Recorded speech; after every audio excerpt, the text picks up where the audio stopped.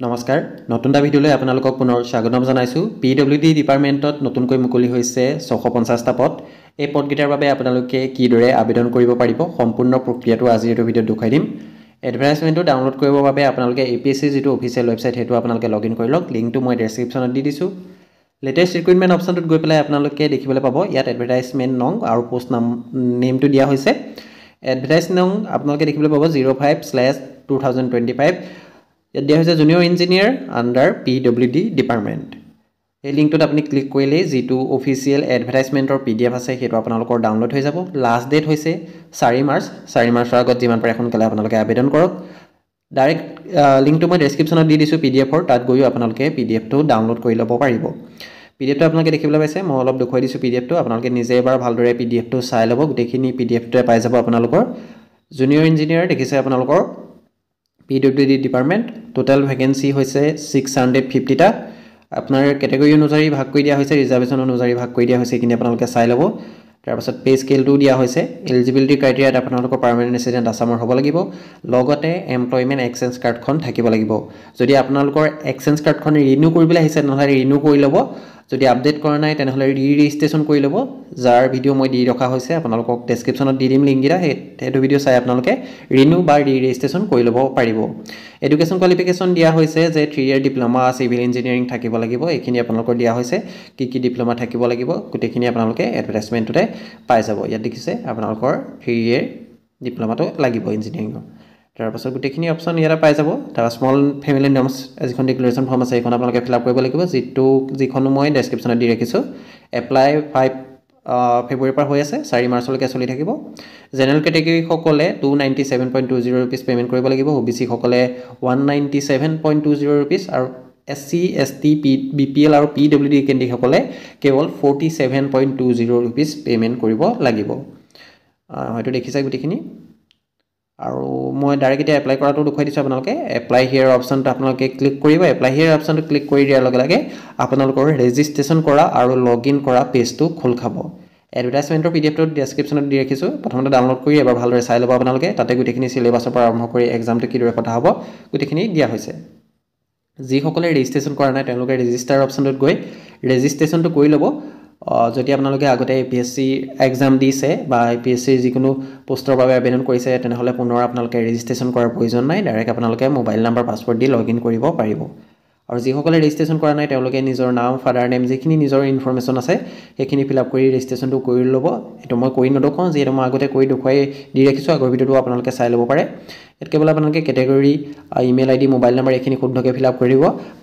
permanent এড্ৰেছটো আপোনালোকে শুদ্ধকৈ ফিল আপ কৰিব ষ্টেট দিব পিন কোড তাৰ পাছত এটা পাছৱৰ্ড আপোনালোকে ফিল আপ কৰি ল'ব লগইন কৰাৰ সময়ত আপোনালোকক সেই পাছৱৰ্ডটোৰ প্ৰয়োজন হ'ব কেপচাটো ফিল আপ কৰি জেনাৰেট ওটিপি কৈ দিয়াৰ লগে লগে মোবাইল নম্বৰটো ওটিপি যাব ওটিপিটো ফিল আপ কৰি আপোনালোকে ৰেজিষ্টাৰ অপচনটোত ক্লিক কৰিব ৰেজিষ্টাৰ অপচনটোত ক্লিক কৰাৰ লগে লগে আপোনালোকৰ ৰেজিষ্ট্ৰেচনটো কমপ্লিট হৈ যাব ৰেজিষ্ট্ৰেচনটো কমপ্লিট হৈ যোৱাৰ পাছতে আপোনালোকে লগইন কৰি ফৰ্মখন ফিল আপ কৰিব লাগিব লগইন অপচনটোত যেতি ক্লিক কৰিব লগইন অপচনটোত ক্লিক কৰাৰ লগে লগে আপোনালোকৰ যেটো লগইন কৰা পেজ আছে হেতু খোল খাব যত নেকি আপোনাৰ মোবাইল নাম্বাৰটো ইয়াত ফিল আপ কৰিব লাগিব মোবাইল নাম্বাৰ বা ইমেইল আইডি তাৰ পাছত আপুনি যেটো পাছৱৰ্ড দিছিলে সেই পাছৱৰ্ডটো আপোনালোকে ফিল আপ কৰিব লাগিব কেপচাৰ কোডটো ফিল আপ কৰি লগইন অপচনটোত ক্লিক কৰি দিব লগইন অপচনটোত আপোনালোকে ক্লিক কৰি দিব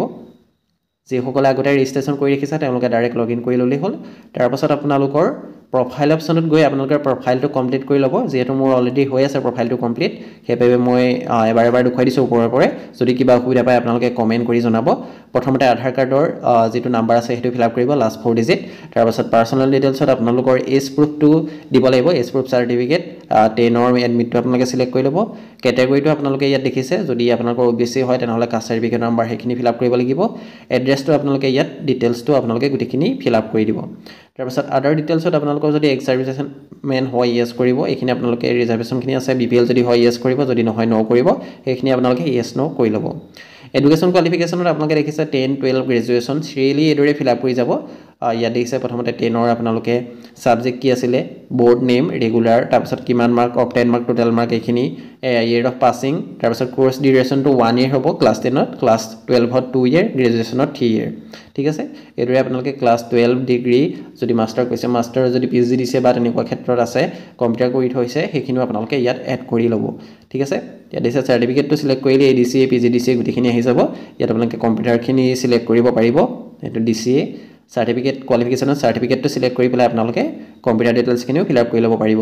ওয়াৰ্ক এক্সপেৰিয়েন্স যদি আছে ইয়েস কৰিব ইয়েস কৰি পেলাই ডিটেইলছখিনি ফিল আপ কৰি দিব তাৰ পাছত আহিব ডকুমেন্ট আপলোডৰ আধাৰ কাৰ্ড BPL কাৰ্ড তাৰ পাছত যিখন বিকম মাৰ্কশিট আছে পাৰ্সেন্টেজ এইখিনি আপোনালোকে both side fill up upload কৰি দিব তাৰ পাছত আপোনাৰ BCom marksheet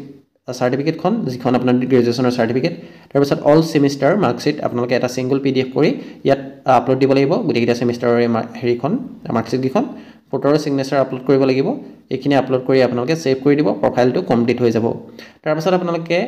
apply section অপশনটো click কৰিব এপ্লিকেশন সেকশনত গৈ এপ্লাই সেকশন অপশনটো ক্লিক কৰিব তালে তললে স্ক্ৰল কৰিলে আপোনালোকে এডভাৰটাইজমেন্টটো দেখিবলৈ পাব দেখিছে লাষ্টত এডভাৰটাইজ নং 05/2025 junior engineer civil under PWD department star অপশনটো ক্লিক কৰি আপোনালোকে ইয়াতো ডিটেইলছখিনি চাব পাৰিব গুটিখিনি ইয়াত দি থোৱা হৈছে তাৰ পাছত এপ্লাই অপশনটো আপোনালোকে ক্লিক কৰিব এপ্লাই অপশনটো ক্লিক কৰি দিয়াৰ লগে লগে ইয়াত আপোনাৰ যিখন ফৰ্ম আছে এপ্লিকেশন ফৰ্ম সেইখন খোল খাব ইয়াত আপোনালোকৰ যেটো প্ৰেজেন্ট এড্ৰেছ আছে হেতু আপোনালোকে ফিল আপ কৰিব যদি সেম হয় সেম এজ কৰি দিব তাৰ পাছত আপোনালোকে গভৰ্ণমেণ্ট এমপ্লয় হয় নে নহয় কোডা হৈছে ইয়েস কৰিব নহলে নো কৰিব যদি গভৰ্ণমেণ্ট এমপ্লয় হয় তেনে ক্ষেত্ৰত আপোনালোকে NOC আপলোড কৰিব লাগিব তাৰ পাছত the small family norms declaration form সেইখন আপোনালোকে ইয়াত ফিল আপ কৰিব লাগিব তাৰ পাছত আপোনালোকে এমপ্লয়মেন্ট এক্সচেঞ্জ কাৰ্ড বা PRC আপলোড কৰিব লাগিব small family norms declaration form এইখন মই ডেসক্ৰিপচনত দি ৰাখিছো কিদৰে ফিল আপ কৰিব লাগিব তাৰ আগৰ ভিডিওটা মই ডেসক্ৰিপচনত দি দিম আপোনালোকে সেই ভিডিওটো চাই ফিল আপ কৰি ল'ব পাৰিব তাৰ পাছত এক্সামিনেশন জোনটো আপোনালোকে সিলেক্ট কৰিব এইখিনি ফিল আপ কৰি আপোনালোকে অতি সহজতে জুনিয়ৰ ইঞ্জিনিয়াৰ PWD ডিপাৰ্টমেন্টৰ পদসমূহৰ বাবে আবেদন কৰিব পাৰিব আজিৰ ভিডিওটো ইমান আছিল ভিডিওটো চাই যদি অলপ উপকৃত হ'ল চেনেলটো সাবস্ক্ৰাইব কৰিব নাপাহৰিব যদি কিবা অসুবিধা পাইছে অনলাইন কৰোতে WhatsApp যোগে মোৰ লগত যোগাযোগ কৰিব পাৰে বা আপোনালোকে কমেন্ট কৰিলেও মই নিশ্চয় ৰিপ্লাই কৰিম অতি সোনকালে আপোনালোকে আবেদন কৰি লওক লাষ্ট তলে থাকিলে আপোনালোকৰ পেমেন্টত বহুতখিনি অসুবিধা দেখিবলৈ পোৱা যায় যদি পেমেন্টটো পেন্ডিং হৈ গৈছে বা ভ্যালিডেট কৰিবলৈ আহিছে এপ্লাই সেকশনত মাই এপ্লিকেশন সেকশনত গৈ আপোনালোকে চেক কৰি ভেৰিফাই কৰি ল'ব যদি অসুবিধা পায় তেনহলে কমেন্ট কৰিব ধন্যবাদ